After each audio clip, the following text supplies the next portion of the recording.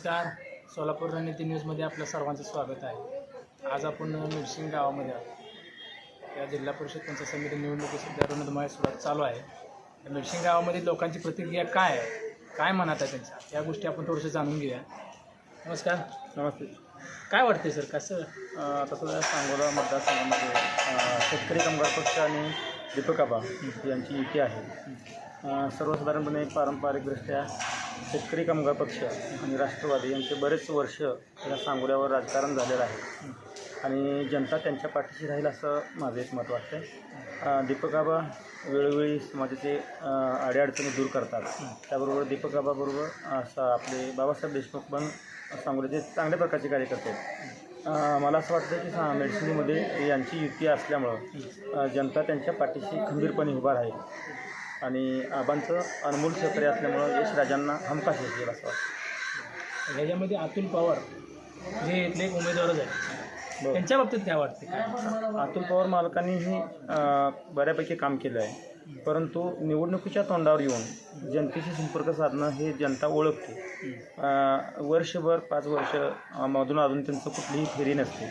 निवडणुकीच्या काळातच त्यांचं कामाला ओघ येतो आणि समाजाची कामं केली जातात, पण निवडणुकीनंतर ते कुठेही दिसत नाही.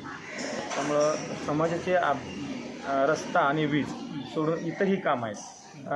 प्रत्येकाच्या गटामध्ये जाणारा रस्ता बंद झालेला आहे. शेतकऱ्यांना आपल्या शेतीवर जाण्याला अडचण झालेली आहे. व्यावसायिकांना अडचण झालेली आहे. परंतु असे कुठल्याही प्रकारचे प्रश्न न सोडवता फक्त रस्ता आणि वीज पुरवठा दिला म्हणजे प्रश्न सुटतोच असं नाही. आणि खांब दिले तर वीज बोर्ड त्यांना कनेक्शन देत नाही. वीज बोर्डाकडून त्यांना कनेक्शन मिळत नाही आणि वीज बोर्ड म्हणते की तुम्ही सौर ऊर्जा वापरा. त्यामुळे नुसतं डाम टाकून हा प्रश्न सुटणार नाही असं मला वाटतं. मग त्यांनी आता असं केले की आता हे डाम टाकले म्हणजे तुम्हाला असं लाईट पण देणारच ना? नाही, लाईट मिळणारच नाही. का बरं मिळणार नाही? सौर ऊर्जेमध्ये जवळजवळ 60% अनुदान आहे आणि महाराष्ट्र शासन असं सांगतं की तुम्ही इथून पुढे सौर ऊर्जा वापरा. विद्युत पुरवठा म्हणजे वीज पुरवठा कमी पडतो समाजाला देणे. ह्याच्यामध्ये दुसरे उमेदवार आहे जगदीश पाटील म्हणून, त्यांचं काय? जगदीश पाटीलाचं काही मेडिसिनमध्ये तर काही मेडिसिनमध्ये आज आपले दीपक आबा आणि शेतकरी कामगार पक्षांना चांगल्या प्रकारे भरपूर यश मिळत. सुदर्शन इंगोले यांचे मिसेस उभारलेले आहे, परंतु त्यांचं नाव लौकिक फक्त मेडसिंगी गावापुरतं आहे. पूर्ण गटामध्ये त्यांचं कार्य नाही. मला असं वाटतं की मेडसिंगीतून त्यांना थोडेफार जादा प्रमाणात मतदान झालं म्हणजे दीपक आबापेक्षा कमीच होणार, परंतु पूर्ण गटाच्या क्षेत्रात भेटलं तर त्यांना मतदान होणार. आता विभागणी हो. आता या अतुल पवाराचं काम प्रत्येक खेड्यात तो खर्च त्याला एकदम कामातलं जाब बघतो. मी काम केलं आमचं कर्तव्य आहे त्याला. हे आता 4 पैसे जाता घालून माहिती पहिली काम करून टाकतो प्रत्येकाला. मी त्याच्यावरती आम्हाला जरा शाल भीती पडते. अतुल पवार हो कामं चालू आहे होय. कामं करणारच आहे असा कार्यकर्ता पाहिजे. गावात झाली ते कामं काय? गावात कामं झाली का? झालं की आमचं या रोडचं काम चालू. कुठल्या रोडला झालं? आणि काही कुर्लेवाडीचं काम चालू आहे. कुर्लेवाडीची काय काय केले? करून टाकणे सगळी तयार करायची. कोणाला पाणी नसतं गुल पाडली पाहिजे, पाणी सोय करायची असं तिची कामं चालू आहेत ह्या गटात. नाव सांगायचं राजेंद्र नामदेवराव गाव मेडसिंगी. काय वातावरण वातावरण कसं आहे आपल्या गावात?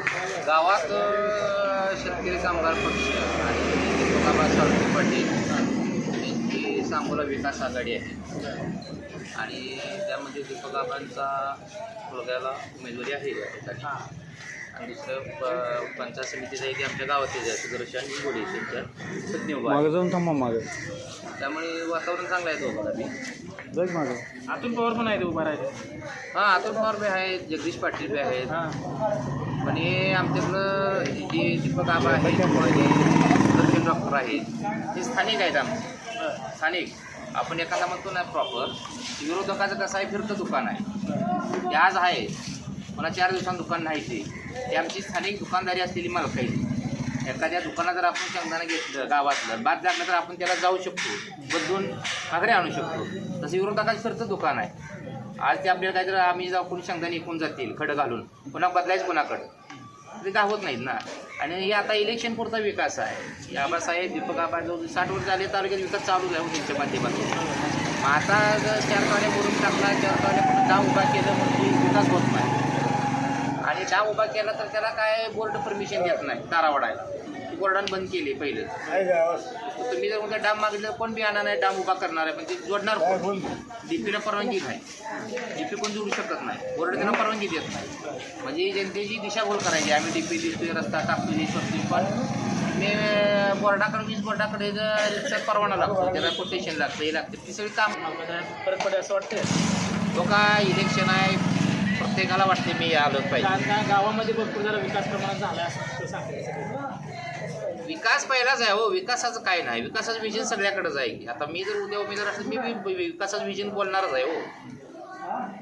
मग बोलल्यानंतर सगळं पाळतात अशातला भाग नाही. आता मोदी आपल्याला 15 लाख रुपये देतो म्हणतो तो खात्यात, आलं नाही तर आता कोणावर तक्रार करायची?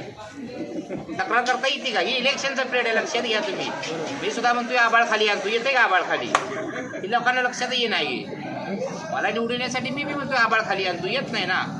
ती मतदाराला कळलं पाहिजे आबाळ खाली येत नाही ती येते म्हणून चाललेली. जर तसं ही धुळफेक आहे, ही चालू करतो बघू नका तुम्ही. दीपक आबांनी सुद्धा शेतकरी कामगार पक्षामध्ये 50-60 वर्ष सत्ता आहे, त्या सत्तेत सुद्धा योगदान आहे. आणि आज ते आपल्याला उपकारही परतफेड करण्याची वेळ आली. शेतकरी कामगार पक्षाच्या कार्यकर्त्याला मी सांगतोय, जवळा गट असेल किंवा तालुक्यातल्या असेल तर ही युती झालेली आहे महाविकास आघाडी दीपक आबांची शेतकरी कामगार पक्षाची. आणि इथं जर यशराजेला दगाफटका झाला तर तो बाबासाहेबाचा पराभव असेल, दीपक आबाचा नसेल, लक्षात घ्या. या ठिकाणी जर यशराजे साळुंखे पाटलाला दगाफटका झाला तर तो पराभव बाबासाहेबाचा आहे, दीपक आबाचा होणार नाही, असं मी मताचा माणूस. कोणाला असं वाटतं? काय नाही, पहिल्या काम आबा करते आता पोरानं करा असं बाप त्याची वडील काय